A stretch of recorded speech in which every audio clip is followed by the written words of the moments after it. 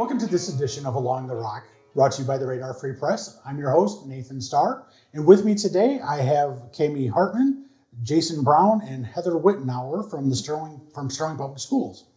Thank you for joining us today. And it looks like you brought along a few friends, so why don't we just take a moment and let you each kind of introduce who you brought with us and give us a little information about them. Okay. This is Scone. He is a standard poodle, but he's pretty small for a standard poodle. He turned 6 this summer, and then he's been in the schools for 5 years. So we started at Jefferson Elementary, and now he's at Sterling High School. All right. And I have Oxford with me. He is an English Black Lab, and he just turned 3, so he had a birthday not long ago. And he works at Jefferson Elementary School with me every day. And I have Chuli. He's 3.5 years old, and he works at Franklin Elementary School, and he comes with me to work every single day. Oh, and he's a black lab. He seems to have found a spot on the carpet. He did find a spot on the carpet, yeah. So this interview is actually a 2-part segment that we're going to do, talking about the therapy dogs that are at Sterling Public Schools. So today I'd like to talk a little bit about the training that goes into the animals and kind of how they get introduced into the school system and dealing with the kids. Can you tell me how the therapy dogs are chosen for this program? Yeah. I know. Sure. So we went through a company called CARES, and it's out of Concordia, Kansas. They train therapy dogs, but they also train diabetic alert dogs, seizure alert dogs. I think there were some for heart conditions as well. So a lot of medical alert dogs. And so, yeah, the training is pretty extensive for them. They are at 6 weeks old, once they're 8 weeks old, maybe it was, they go from being with their mom to a prison setting.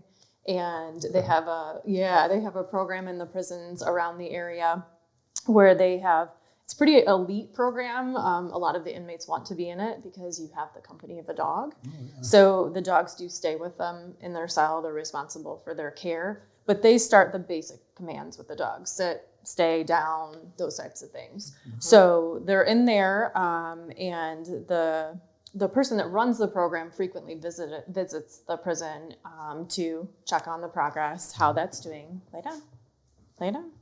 And just, make sure that everything's going as planned. And they truly do love it because they get extra outdoor time to take the dogs out for bathroom breaks and things like that. And then the dogs do go back to CARES, the shelter there, and they're kind of assessing where they're at with their training. And then they will work with them more. Sometimes that's when they start to determine if they can do more of like a diabetic alert, seizure alert. And then they place them in foster homes. And they have foster homes all over. I know Scone was in Tennessee. Oxford came from a foster in Missouri. Mm-hmm. Yeah, I don't think he was in a foster home at all, yeah. Okay. I think he came so sometimes they send them out to foster homes. His final socialization. Okay. Yeah. And then they're getting the public socialization there because obviously while you're in the prison, you're interacting with other inmates, but it's not the same as going out in public. Mm-hmm. And so then they really work with them on, walking in public, how to greet people and things like that. And then they go back to CARES and they assess if they're ready for graduation and to be placed with a handler. Mm-hmm. And we kind of imagined it sort of like all of our faces were kind of on a board and our history, and they were like, ooh, we think this dog would match perfectly with this person, with their needs and their setting.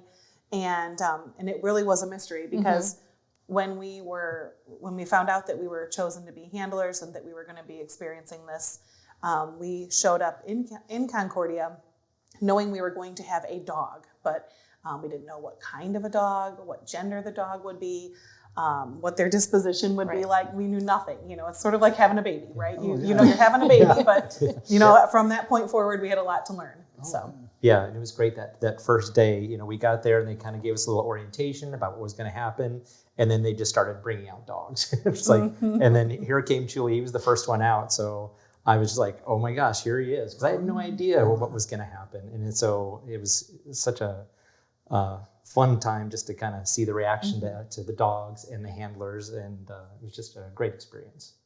It's interesting. Yeah. It's like using a vending machine and getting a little egg. You don't Yeah. know, Yeah. you don't know Yeah. what's You going to don't know be what's inside. inside. Yeah. Yeah. Yeah, because we put in an application that you would like a therapy dog. The only option you could put on there is if you wanted low shed or didn't have a preference. But beyond that, you really don't get a choice. You don't get a choice on boy or girl. And I'm sure they do that because otherwise that would be very, very complicated in that process. Basically what they tell you is we are giving you a trained dog for the need that you have. I think that would just create a lot of issues for them. Well, and those details really shouldn't matter. Correct. For what you're using. It's a trained dog to do the job that you need. So, Be there. So, yeah. So is there any particular characteristics or breeds that are is preferable for a therapy dog? It seemed like in our training that there was a number of black labs. And come here, buddy. He's got a good nose on him, doesn't he? Chuli, come here. Lay down. This way. Lay down. Lay down. So there was black labs, there was golden retrievers, there were poodles. I can't remember what other breeds were there. I feel like that was the majority of our class. Yeah. I know when I originally, because Scone is a little older, he was the first one. When I went to that class, there were a few like doodle mixes as well, but I would say mainly labs, goldens, and poodles. Yeah, I was going to say usually the labs and golden retrievers, the poodle is kind of the one that kind of shocked me. Yeah. Being a therapy dog. I mean, they look like a lot of fun and they're so cuddly, but Yes. you don't think of necessarily, I guess I don't know the mannerism enough of a poodle to know whether they would be. When good or you not. meet Brazil next week, he's also a standard poodle, but he is like I don't know, Much smaller. he's really tiny. But his brother was in the class and was a traditional standard poodle size. So yeah, I think it's really more about their temperament than it is the breed of the dog. And we all happen to have male dogs. Yeah. Again, that's just how that worked. It wasn't intentional, I don't think by any means, but they were just the dogs that were ready for the job to come with us. So, So are you aware of what kind of training that they go through before you as the handlers are able to take possession? yeah. So in that foster home, I mean, they are doing all the commands. I think when we look back at our book, because we have a whole binder of things about the dog, gosh, do you guys remember the number of commands? I mean, it's There's so 50 many of to them. 60 commands, I think, that they know. And we don't utilize all of them because they aren't medical alert dogs, but they learned all of them at some point. And so they are practicing those commands at all times. So it's not your typical obedience school for dogs. It's Much more intense. Yeah. Oh, wow. And even the commands have a hand signal also that goes with it. So, I mean, obviously you got to see us a little bit earlier when we were telling them to stand or sit and giving them some of those commands. The dogs can actually just see us doing that, and they are trained to look right at us. So they'll be looking right at our face, wondering what we're going to say or ask of them. So Oxford can be looking right at me, and I can give him a hand signal, and he gets the idea. I mean, he's smart enough to know what I'm asking him to do just by visually seeing it. So they are smart animals, that's for sure. Oh, yeah. They are. Like when we're at school and he knows that he's working, he is constantly watching me and what I'm doing so that he knows what to do next. He's just waiting for that next command and to do his job. So I'm assuming that you as handlers also have to go through some training in order to know how to interact with the dog to get them to follow those commands, correct? Correct. That's correct. Yep. Yep, and that was part of the training when we went to Kansas. They gave us that big binder, and we were lucky because Cami was alone the first time when she went and got Scone, but she got to come with us and be a part of that that process, and then just to kind of teach us some of the things that she recalled and remembered was very helpful. So. Yeah, we spent a week there. And so you were able to work with each individual dog. So you meet the dog, like Jason Literally. and Heather were saying, like within the first half an hour of the day. And then they're your responsibility. Like, obviously we can ask the trainer for things, but like, we went to lunch that day. And had to take him to lunch. We had 5 people and 5 dogs in a Suburban. So it was pretty comical. That is where we did mix up. We weren't quite sure because we had just met them. Oh my gosh. twins. Right? Who was who. We quickly, now we know, and we figured it out with the trainers, but we had a moment of, oh no, we don't know who it's Actually, who. we felt so successful that we got him into the back of the Suburban. Like everybody was ready, and sort of like first time parents or something. And we opened up the trunk and they're both standing there looking at us in the back of the Suburban, and we looked at each other. Oh no! So we had the 2 black labs and a golden retriever in the back of the Suburban. Scone was on my lap, and Brazil was also on Amy's lap or on the floor by her feet. Wow. So it was pretty packed. Oh, yeah. They didn't want us to go into a restaurant because we had just received them. So it was a It was a drive-through experience in January after a snowstorm. It was So, negative 30-degree temps. So we had quite the adventure on our trip to Kansas. Mm-hmm. So was it a bit of a challenge when you first met the dogs to get them to follow commands from you compared to those that train them? They're is supposed there a kind of to a learning? listen to whoever has the leash. Okay. But they do form attachments Right. with the trainers. And so I think it's that bonding that you have to do that week. And that's part of that process. It's a huge part of that process. And I know people have said, well, aren't you worried because you didn't pick out this dog and you didn't have it since it was a puppy? It didn't matter one bit. And I tried to explain it to them, and I know you don't get it until you go through the process. They just become yours. And you're instantly, they're sleeping in the hotel room with you, and they're just going everywhere you go. And so it's one of those, you have to figure it out and you have to learn the commands. Are there sometimes challenges? Oh, sure. Like figuring out the dog. And sometimes when they're alerting or doing something, we're like, what are they doing? What are they trying to tell us? Because the trainer would say, everything they're doing is trying to communicate with you. It's you having to figure out what they're trying to say. Well, it's like having a baby. You got to figure out what that cry means. Exactly. Like, again, we keep referencing baby. Yep. But it was an amazing experience, like, getting a dog and then they're trained and you can do a command and they'll listen to you. And and it was immediate, once that bond was made, they'll listen to you. They'll follow your instruction. That's what they're doing. Oh, they're doing their job. That's cool. So then is there a process that you have to go through before you introduce the dogs to the school to deal with the children? Or are you able to just walk in the door and say, "Here, kids"? So at the end of that week, we had to pass a public access test to say that we're certified therapy dogs. So as part of that process, we go to a public place. We were in a mall, like an old mall, and we had to go through all the commands and practice it. And we actually had to pass off the leash. They take the leash and have somebody else walk them because they want to see. Again, they want to listen to someone else. But that whole test was probably half an hour, 45 minutes that we had to go through. Now, CARES has kind of made sure up until that point they're going to pass that test because that's what they've been working on the entire time they have them. But they want to make sure it's a good match between you and the dog as well, and that is working because I'm sure there are times and instances where it doesn't, but the majority of the time they've been trained, they're ready to go. Oh, wow. Do you guys want to talk about introducing them into the school? Yeah, sure. Obviously we both did some prep work ahead of time with our buildings, in the excitement of, we're getting a new therapy dog. We made a graph. Is it going to be a boy? Is it going to be a girl? They even gave name suggestions, although they came with names, but, which that's a whole other story. He's just going to lay right there.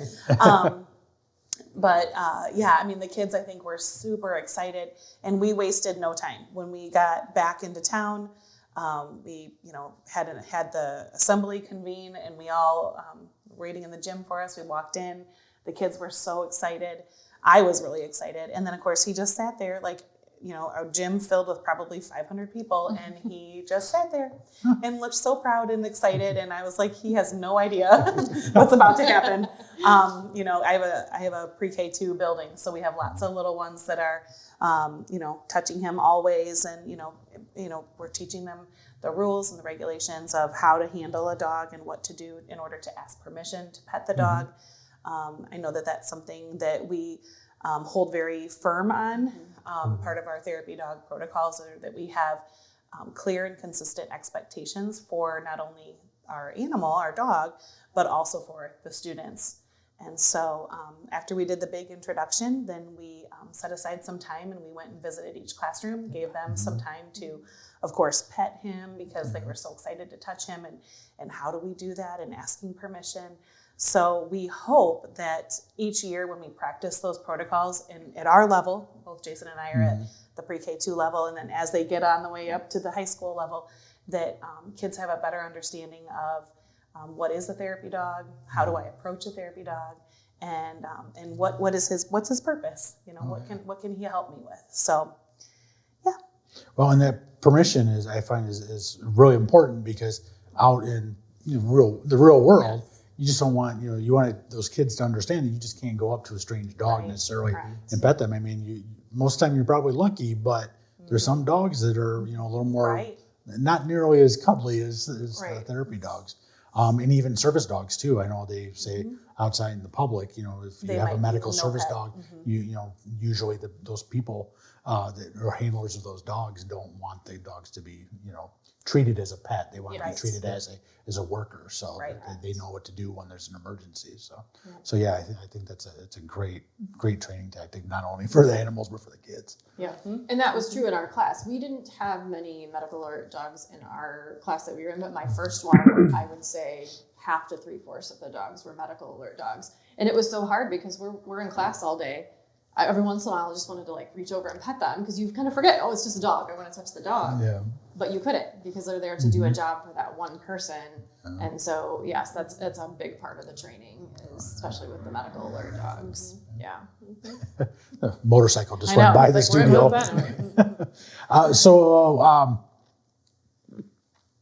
So I guess are the dogs with you guys all day, every day at school, and then dealing with the kids in the classrooms on a regular basis, or do they have downtime also during the day that they can kind of relax a little bit instead of being with the classrooms? So Chuli is with me every single day at school. I am his owner, so he comes with me. If I have a sick day, he has a sick day. If he has a sick day, I have a sick day. And so he is with me. Throughout the day, he is busy. We're at the front door every morning greeting students. We go to recess times. We go to lunch recess. We go to classrooms. But I do make sure that he gets downtime throughout the day to rest and maybe take a little break. So he doesn't get too tired. And he's good at taking naps. They're good at taking naps. So do you notice a difference when they start getting tired? Do they get a little moody? Or they just get it, He'll slow down a little bit, especially when it's hot outside. It's been hot the last couple of weeks, so I just have to make sure I keep an eye on him and he doesn't get too overheated, to get too hot outside. And so, he'll just kind of slow down a little bit and kind of let me know that, hey, it's time for a break. And so we'll go into my office and take a break. He lays on the floor and you have to drag him along. Yep.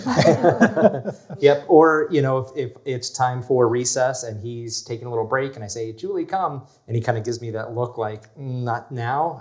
I'm on a break. Then I'm like, okay, I'll get you next time, buddy. So he'll let me know, sorry, I need another minute or two. Yep. I fully agree with you. Yep.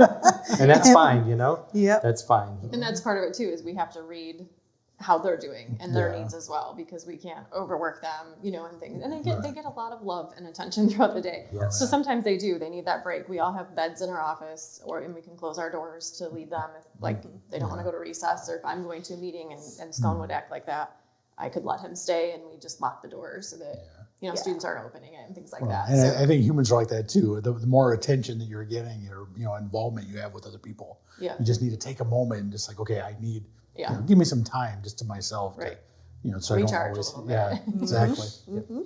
Well, thank you so much for coming in and bringing in the dogs and kind of giving us a little more information about the importance of having them in the classroom. So it's been fascinating. Thank you. Yes. Thank you. Thank you for having us. As always, we'd like to thank not only our production crew, but also our viewers. Remember that the Radar Free Press is free, so we do rely on those likes, shares, subscriptions, and comments. And if you're interested in more videos like this, please check us out at theradar.online.